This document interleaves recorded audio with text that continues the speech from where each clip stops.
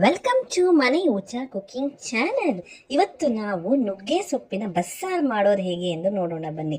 ತುಂಬಾನೇ ರುಚಿಕರವಾಗಿರುತ್ತೆ, ತುಂಬ ಈಸಿನೂ ಕೂಡ ಮಾಡೋದು. ಈ ಥರ ಒಂದ್ಸತಿ ಟ್ರೈ ಮಾಡಿ ನೋಡಿ, ಎಲ್ಲರೂ ತುಂಬ ಇಷ್ಟಪಟ್ಟು ತಿಂತಾರೆ. ಮೊದಲು ಒಂದು ಪ್ಯಾನಿಗೆ ಈ ಥರ ಒಂದು ನೀರನ್ನ ಕಾಯಕ್ಕೆ ಇಟ್ಕೊಂಬಿಡಿ. ಅದು ಕಾಯೋ ಅದು ಕಾಯ್ಲಿ. ಬೇಳೆ ಬೇಯಕ್ಕೆ ನೀರು ಇಟ್ಕೊಂಡಿದ್ದೀವಿ. ಒಂದು ಪ್ಯಾನಿಗೆ ಎಣ್ಣೆಯನ್ನು ಹಾಕಿಕೊಳ್ಳಿ. ಎಣ್ಣೆ ಕಾಯಬೇಕು. ಎಣ್ಣೆ ಕಾದ ನಂತರನೇ ಹಾಕಬೇಕು. ಇದು ತುಂಬಾ ಟೇಸ್ಟಿ ಆಗಿರುತ್ತೆ. ಇದು ಮಾಡ್ದ ಅಂದರೆ ನಿಮಗೆ ಸಾರು ಬರುತ್ತೆ ಮತ್ತು ಪ್ಲಸ್ ಪಲ್ಯನೂ ಸಿಗುತ್ತೆ. ಎಣ್ಣೆ ಕಾದ ನಂತರ ಬೆಳ್ಳುಳ್ಳಿಯನ್ನು, ಒಂದು ಚಿಕ್ಕ ಗಡ್ಡೆ ಬೆಳ್ಳುಳ್ಳಿಯನ್ನು ಹಾಕ್ಕೊಳ್ತಾ ಇದ್ದೀವಿ. ಬೆಳ್ಳುಳ್ಳಿಯನ್ನು ಹಾಕ್ಕೊಂಡು ಚೆನ್ನಾಗಿ ಫ್ರೈ ಮಾಡ್ಕೊಳ್ಬೇಕು. ನಂತರ ದಪ್ಪ ದಪ್ಪಕ್ಕೆ ಹೆಚ್ಚಿರುವ ಈರುಳ್ಳಿಯನ್ನು ಹಾಕ್ಕೊಳ್ತಾ ಇದ್ದೀವಿ. ಈರುಳ್ಳಿಯನ್ನು ಹಾಕ್ಬಿಟ್ಟು ಚೆನ್ನಾಗಿ ಫ್ರೈ ಮಾಡಬೇಕು. ಇದೆಲ್ಲ ಚೆನ್ನಾಗಿ ಫ್ರೈ ಆದ್ರೇ ಆ ಬೇಳೆ ಅದು ಬಸ್ಸಾರು ಟೇಸ್ಟ್ ಬರೋದು. ನಂತರ ಇದಕ್ಕೆ ಬೆಳ್ಳುಳ್ಳಿ ಮತ್ತು ಈರುಳ್ಳಿಯನ್ನು ಹಾಕಿ ಚೆನ್ನಾಗಿ ಫ್ರೈ ಮಾಡಿಕೊಂಡು ಅದ್ರ ಜೊತೆಗೇ ಸ್ವಲ್ಪ ಕಾಯಿ, ಒಂದು ಅರ್ಧ ಚಿಪ್ಪು ಕಾಯಿ, ಹಸಿ ಕಾಯಿನ ಕಟ್ ಮಾಡಿ ಹಾಕ್ಕೊಂಡಿದ್ದೀವಿ. ಹಸಿ ಕಾಯಿನೇ ಹಾಕ್ಕೊಂಡು ಆವಾಗ ಟೇಸ್ಟ್ ಬರುತ್ತೆ, ಒಂಥರ ರುಚಿ ಚೆನ್ನಾಗಿರುತ್ತೆ. ಇದನ್ನು ಇವತ್ತು ಮಾಡಿ ನಾಳೆ ಚೆನ್ನಾಗಿ ಬೇಯಿಸಿ ತಿಂದ ಅಂದರೆ ಅಷ್ಟು ಟೇಸ್ಟಿಯಾಗಿರುತ್ತೆ. ಒಂದ್ಸತಿ ನೀವು ಟ್ರೈ ಮಾಡಿ ನೋಡಿ, ನಿಮ್ಮ ಮನೆಯಲ್ಲೂ ಎಲ್ಲರೂ ಇಷ್ಟಪಟ್ಟು ತಿಂತಾರೆ. ನಂತರ ಇದಕ್ಕೆ ಒಂದು ದೊಡ್ಡ ಸ್ಪೂನಷ್ಟು ಜೀರಿಗೆಯನ್ನು ಹಾಕಿಕೊಳ್ಳಿ. ಜೀರಿಗೆ ನಾವು ಹೆಂಗೆ ತೋರಿಸ್ತೀವೋ ಅದೇ ಮೆಥಡ್ ಫಾಲೋ ಮಾಡಿ ಟೇಸ್ಟ್ ಅಂತೂ ಸೂಪರಾಗಿರುತ್ತೆ. ನೀವೇ ಇನ್ನೊಂದ್ಸತಿ ನಿಮ್ಮ ಮನೇಲಿ ಇದೇ ಥರ ಸಾರು ಮಾಡಿ ಕೇಳಿ ತಿಂತಾರೆ.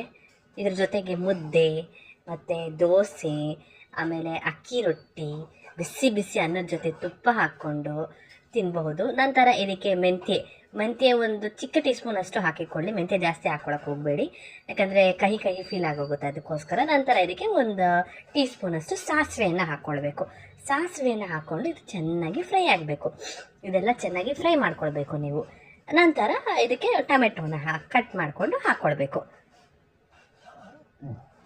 ಕರಿಬೇವಿನ ಸೊಪ್ಪು ಒಂದು 2 ಇಡಿ ಆಗುವಷ್ಟು, ಕರಿಬೇವು ಸೊಪ್ಪು ಎಷ್ಟು ಹಾಕಿದ್ರೂ ನಡೆಯುತ್ತೆ, ಒಂದು 2 ಇಡಿ ಆಗುವಷ್ಟು ಕರಿಬೇವು ಸೊಪ್ಪನ್ನ ಹಾಕ್ಕೊಳ್ಳಿ. ಚೆನ್ನಾಗಿ ಫ್ರೈ ಆಗೋ ಅಷ್ಟರಲ್ಲಿ ಒಂದು ದೊಡ್ಡ ಬೌಲಿಗೆ ನಾವು 1.5 ಕಪ್ಪಷ್ಟು, ಈ ಸೈಜ್ ಇದು ಪಾವ್ ಅಂತೀವಿ, 1.5 ಪಾವಷ್ಟು ಬೇಳೆನ ಹಾಕ್ಕೊಳ್ತಾ ಇದ್ದೀವಿ. ಇದು ಪಾವು, ನಮಗೆ 1.5 ಪಾವು ಮೈಸೂರು ಬೇಳೆ ಮತ್ತು ಮಾಮೂಲಿ ಬೇಳೆನ ಬಳಸ್ಕೊಂಡಿದ್ದೀವಿ. ನಿಮಗೆ ಮೈಸೂರು ಬೇಳೆ ಬೇಡ ಅಂದರೆ ಮಾಮೂಲಿ ಬೇಳೆನೇ ಯೂಸ್ ಮಾಡ್ಕೊಳ್ಬೋದು. ನೀವು ನಿಮ್ಮ ಮನೇಲಿ ಎಷ್ಟು ಜನ ಇರ್ತಾರೋ ಅಷ್ಟು ಜನಕ್ಕೆ ತಕ್ಕನಂಗೆ ನೀವು ಹಾಕ್ಕೊಳ್ಳಿ. ಇದು ಒಂದು 3ರಿಂದ 4 ಜನಕ್ಕೆ ಆಗುತ್ತೆ ಇದು ನಾವು ಮಾಡ್ತಾ ಇರೋ ಸಾರು. ಅದೆಲ್ಲ ನಂತರ ಅದು ಫ್ರೈ ಆಗುವ ಅಷ್ಟರಲ್ಲಿ ನಾವು ಈ ಬೇಳೆನ ನಾವು ಚೆನ್ನಾಗಿ ಬಿಸಿ ಮಾಡಿರ್ತೀವಲ್ವ, ಫಸ್ಟಿಗೆ ನೀರನ್ನ ಬೇಯಕ್ಕಿಟ್ಟಿರ್ತೀವಲ್ವ, ಅದಕ್ಕೆ ಇವಾಗ ಈ ಬೇಳೆನ ಹಾಕ್ಕೊಳ್ತಾ ಇದ್ದೀವಿ. ಸಿಮ್ಮಲ್ಲಿ ಇಟ್ಬಿಟ್ಟು ನೀರನ್ನ ಬೇಯಕ್ಕೆ ಬಿಡಿ. ನೋಡಿ, ಈ ಬೇಳೆನ ಹಾಕ್ಕೊಳ್ತಾ ಇದ್ದೀವಿ. ಇದ ನಂತರ ಒಂದೇ ಒಂದು ಚಿಕ್ಕ ಚಿಟಿಕೆ ಆಗುವಷ್ಟು ಅರಿಶಿಣದ ಪುಡಿ ಹಾಕ್ಕೊಂಡು ಒಂದೇ ಒಂದು ಸ್ಪೂನ್ ಆಗುವಷ್ಟು ಎಣ್ಣೆನ ಹಾಕ್ಕೊಳ್ಬೇಕು. ಈ ಬೇಳೆ ಬೆಂದ ನಂತರ ಏನು ಮಾಡಬೇಕು, ಅರ್ಧ ಬೇಳೆನ ಪಲ್ಯಕ್ಕೆ ಎತ್ತಿಟ್ಕೊಳ್ಳಿ, ಕಾಲು ಬೇಳೆನ ಪಲ್ಯಕ್ಕೆ ಎತ್ತಿಟ್ಕೊಳ್ಳಿ. ಇನ್ನು ಮಿಕ್ಕಿದ್ದನ್ನು ಸಾರಿಗೆ ಯೂಸ್ ಮಾಡ್ಕೊಳ್ಬಹುದು. ನೋಡಿ, ಅದು ಇವಾಗ ಫ್ರೈ ಆಗಿದೆ ನೋಡಿ, ಇಷ್ಟು ಫ್ರೈ ಆಗಿದೆ. ಈಗ ನಾವು ಟೊಮೆಟೋಸ್ನ 4 ಭಾಗ ಮಾಡ್ಕೊಂಡು ಹಾಕ್ಕೊಳ್ತಾ ಇದ್ದೀವಿ. ನೀವು ನಿಮ್ಮ ಪ್ರಮಾಣಕ್ಕೆ ತಕ್ಕನಂತೆ ಮಾಡ್ಕೊಳ್ಳಿ. ನಾವು ಒಂದು 4 ಜನಕ್ಕೆ ಆಗುವಷ್ಟು ಮಾಡ್ಕೊಂಡಿದ್ದೀವಿ. ನೀವು ಇದನ್ನು ಡಬಲ್ ಮಾಡ್ಕೊಳ್ಬಹುದು ಜಾಸ್ತಿ ಜನ ಇದ್ದರು ಅಂದರೆ. ನೋಡಿ, ಇದು 4 ಪೀಸಸ್ ಮಾಡಿಕೊಂಡು ಇದನ್ನು ಅಷ್ಟೇ ಫ್ರೈ ಮಾಡ್ಕೊಳ್ತಾ ಇದ್ದೀವಿ. ನಾವು 3 ಟೊಮೆಟೊ ಹಾಕ್ಕೊಂಡಿದ್ದೀವಿ. ನೀವು ಜಾಸ್ತಿ ಜನ ಇದ್ದೀರಿ ಅಂದರೆ ನೀವು ಜಾಸ್ತಿ ಹಾಕ್ಕೊಳ್ಬೋದು. ಇದು 3ರಿಂದ 4 ಜನಕ್ಕೆ ಆಗುತ್ತೆ ಈ ಸಾರು. ನಂತರ ಟೊಮೆಟೊಸ್ ಎಲ್ಲ ಸಾಫ್ಟ್ ಆಗೋ ಅಷ್ಟರಲ್ಲಿ ಒಂದು ಮಿಕ್ಸಿ ಜಾರಿಗೆ ಸಾಂಬಾರ್ ಪುಡಿ 1.5 ಸ್ಪೂನಷ್ಟು ಸಾಂಬಾರ್ ಪುಡಿ ಹಾಕ್ಕೊಳ್ತಾ ಇದ್ದೀವಿ. ಬೇಳೆ ಸಾರು ಪುಡಿ, ಸಾಂಬಾರ್ ಪುಡಿ 1.5 ಸ್ಪೂನಷ್ಟು ಹಾಕ್ಕೊಳ್ತಾ ಇದ್ದೀವಿ. ಹಾಕ್ಕೊಂಡ್ಬಿಟ್ಟು ಸೈಡ್ಗೆ ಎತ್ತಿಟ್ಕೊಳ್ಳಿ. ಯಾಕಂದರೆ ನಾವು ಅದು ತಣ್ಣಗಾದ ನಂತರನೇ, ಈ ಫ್ರೈ ಮಾಡಿರ್ತೀವಲ್ವ ಅದೆಲ್ಲ ತಣ್ಣಗಾದ ನಂತರನೇ ಮಿಕ್ಸಿ ಜಾರಿಗೆ ಹಾಕ್ಕೊಂಡು ಸೈಡ್ ಎತ್ತಿಟ್ಕೊಂಡು ಫ್ರೈ ಆಗಿರೋದು ತಣ್ಣಗಾದ ನಂತರ ಮಿಕ್ಸಿ ಜಾರಿಗೆ ಹಾಕ್ಕೊಂಡು ಸ್ವಲ್ಪ ತರ್ತರಿಯಾಗಿ ರುಬ್ಕೊಳ್ಬೇಕು. ಸಾರಿಗೆ ನಾವು ರುಬ್ಬಕ್ಕೆ ಇಟ್ಕೊಂಡಿರುವ ಬೇಳೆ ಇದು ಬೆಂದ ನಂತರ ಎತ್ತಿಟ್ಕೊಂಡು ಬೇಳೆ ಹೆಂಗೆ ಬೆಂದಿದೆ ಅಂತ ಗೊತ್ತಾಗಬೇಕು ಅಂದರೆ ನೋಡಿ, ಇಲ್ಲಿ ಬೇಳೆ ಹಿಂಗೆ ಮುಟ್ಟಿದ ನಂತರ ಹೊಡಿಬೇಕು, ಪೀಸ್ ಆಗಬೇಕು, ಆವಾಗ ಬೇಳೆ ಬೆಂದಿದೆ ಅಂತ ಅರ್ಥ. ನೋಡಿ, ಬೇಳೆ ಎಲ್ಲ ಚೆನ್ನಾಗಿ ಕುದೀತಾ ಇದೆ, ಬೆಂದಿದೆ ಬೇಳೆ. ಅದಕ್ಕೋಸ್ಕರ ಇವಾಗ ನಾವು ನುಗ್ಗೆ ಸೊಪ್ಪನ್ನ, ಬರೀ ಸೊಪ್ಪನ್ನ ಕೈಯಲ್ಲೇ ಬಿಡಿಸ್ಬಿಟ್ಟು ಒಂದೆರಡು ಸರಿ ತೊಳೆದ್ಬಿಟ್ಟು ಹಾಕ್ಕೊಳ್ತಾ ಇದ್ದೀವಿ. ನುಗ್ಗೆ ಸೊಪ್ಪನ್ನ ಕೈಯಲ್ಲಿ ಹಾಗೆ ಬಿಡಿಸ್ಬಿಟ್ಟು ಒಂದೆರಡು ಸತಿ ತೊಳೆದ್ಬಿಟ್ಟು ಹಾಕ್ಕೊಳ್ಳಿ. ಹಾಕ್ಕೊಂಡು ಅದನ್ನು ಚೆನ್ನಾಗಿ ಬೇಯಕ್ಕೆ ಬಿಡಿ.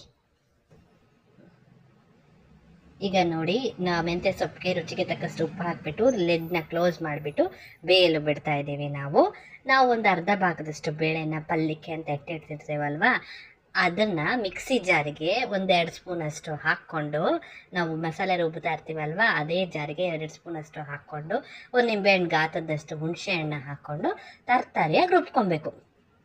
ಸಾರಿಗೆ ಎಷ್ಟು ಬೇಕೋ ಅಷ್ಟು ಬೇಳೆನ, ಅಂದರೆ ಅರ್ಧ ಭಾಗನ ನೀವು ಎತ್ತಿಟ್ಟಿರೋದ್ರಲ್ಲಿ ಸ್ವಲ್ಪ ಸಾರಿಗೆ ಎಷ್ಟು ಬೇಕೋ ಅಷ್ಟು ಬೇಳೆನ ತರಕಾರಿಯಾಗಿ ರುಬ್ಕೊಬೇಕು. ಇವಾಗ ನೋಡಿ, ಚೆನ್ನಾಗಿ ಬೇಳೆ ಇನ್ನೂ ಚೆನ್ನಾಗಿ ಕುದೀತಾ ಇದೆ, ಚೆನ್ನಾಗಿ ಕಾಯ್ತಾ ಇದೆ. ನೋಡಿ, ಸ್ವಲ್ಪ ಅವಾಗ ಈ ಥರ ಮಿಕ್ಸ್ ಮಾಡ್ಕೊಳ್ಳಿ. ಯಾಕಂದರೆ ನುಗ್ಗೆ ಸೊಪ್ಪು ಬೇಯೋದಕ್ಕೆ ಟೈಮ್ ತಗೊಳುತ್ತಲ್ವ, ಅದಕ್ಕೋಸ್ಕರ ಎಲ್ಲ ಚೆನ್ನಾಗಿ ಸಾರಿ, ನೀವು ಪಲ್ಯಕ್ಕೇನು ಬೇಳೆ ಎತ್ತಿಟ್ಕೊಳ್ಳೋ ಅವಶ್ಯಕತೆ ಇಲ್ಲ. ಯಾಕಂದರೆ ಇದು ನಾವು ಬಸ್ದ ನಂತರ ಪಲ್ಯನೇ ಸಪ್ರೇಟ್ ಆಗೋಗುತ್ತೆ. ಸಾರಿ, ನಾವು ಆವಾಗಲೇ ಪಲ್ಯಕ್ಕೆ ಅಂತ ಎತ್ತಿಟ್ಕೊಳ್ಳೋದು, ಅದು ಪಲ್ಯಕ್ಕೆ ಎತ್ತಿಟ್ಕೊಳ್ಳೋದಲ್ಲ, ಸಾರಿಗೆ ಎತ್ತಿಟ್ಕೊಂಡಿರೋದು ನಾವು. ಅದನ್ನೇ ನಾವು ತರಕಾರಿಯಾಗಿ ರುಬ್ಕೊಂಡ್ಬರ್ತೀವಿ. ಈಗ ನೋಡಿ, ನಾವು ಸಾರಿಗೆ ತರಕಾರಿಯಾಗಿ ರುಬ್ಬಿರೋ ಮಿಶ್ರಣನ ಒಂದು ಬಾಣಲಿಗೆ ಹಾಕಿಬಿಟ್ಟು ನೀರನ್ನ ಹಾಕಿಬಿಟ್ಟು ಚೆನ್ನಾಗಿ ಕುದಿಯಲು ಬಿಡ್ತಾ ಇದ್ದೀವಿ. ಈಗ ನಾವು ಬೇಯಿಸ್ತಾ ಇರ್ತೀವಲ್ವ ನುಗ್ಗೆ ಸೊಪ್ಪು ಮತ್ತು ಬೇಳೆನ, ಆ ನೀರನ್ನ ಬಸಿದ್ಬಿಟ್ಟು ಆ ಬೇಳೆ ಮತ್ತು ನುಗ್ಗೆ ಸೊಪ್ಪನ್ನ ಸೈಡ್ಗೆ ಎತ್ತಿಟ್ಕೊಳ್ಳಿ. ಅದೇ ಪಲ್ಯ ಆಗೋದು. ಇವಾಗ ಆ ನೀರನ್ನ ಈ ಮಸಾಲೆ ರುಬ್ಬಿರ್ತೀವಲ್ವ ಅದಕ್ಕೆ ಹಾಕ್ಕೊಳ್ಬೇಕು. ಕುದಿರುವ ನೀರನ್ನ ಚೆನ್ನಾಗಿ ಕುದಿಯಲು ಬಿಡಿ. ಅದು ಸ್ವಲ್ಪ ಚೆನ್ನಾಗಿ ಬೇಯಬೇಕು. ಸ್ವಲ್ಪ ಚೆನ್ನಾಗಿ ಬೇಯೋ ಅಷ್ಟರಲ್ಲಿ ಈಗ ಪಲ್ಯಕ್ಕೆ ಒಗ್ಗರಣೆ ಹಾಕೊಂಡ್ಬಿಡೋಣ. ಸೈಡ್ ಬೈ ಸೈಡ್ ಮಾಡಿಕೊಂಡ್ರೆ ತುಂಬ ಈಸಿ ಆಗುತ್ತೆ ಅಂತ ನೋಡಿ. ಈಗ ಅದನ್ನು ನಾವು ಇನ್ನೊಂದು ಪ್ಯಾನಿಗೆ ಟ್ರಾನ್ಸ್ಫರ್ ಮಾಡಿಕೊಂಡು ನಾವು ಇದರಲ್ಲೇ ಪಲ್ಯ ಮಾಡ್ಕೊಳ್ತಾ ಇದ್ದೀವಿ. ಪಲ್ಯಕ್ಕೆ 1-2 ಸ್ಪೂನ್ ಎಣ್ಣೆಯನ್ನು ಹಾಕಿಬಿಟ್ಟು, ಎಣ್ಣೆ ಕಾದ ನಂತರ 1 ಟೀ ಸ್ಪೂನ್ ಆಗುವಷ್ಟು ಸಾಸಿವೆಯನ್ನು ಹಾಕಿಕೊಳ್ಳಿ. ಸಾಸಿವೆ ಚಿಟಪಟ ಅಂದ ನಂತರ ಬೆಳ್ಳುಳ್ಳಿ ಜೊಜ್ಜಿರೋದನ್ನು ಹಾಕ್ಕೊಳ್ಳಿ. ಈರುಳ್ಳಿಯನ್ನು ಸಣ್ಣಕ್ಕೆ ಹೆಚ್ಚಿರುವ ಈರುಳ್ಳಿಯನ್ನು ಹಾಕಿಕೊಳ್ಳಿ. ಈರುಳ್ಳಿ ಆದಷ್ಟು ಸಣ್ಣಕ್ಕೆ ಪಲ್ಯಕ್ಕೆ ಹೆಚ್ಕೊಬೇಕು, ಸಣ್ಣಕ್ಕಿದ್ರೇ ಟೇಸ್ಟ್ ಬರೋದು.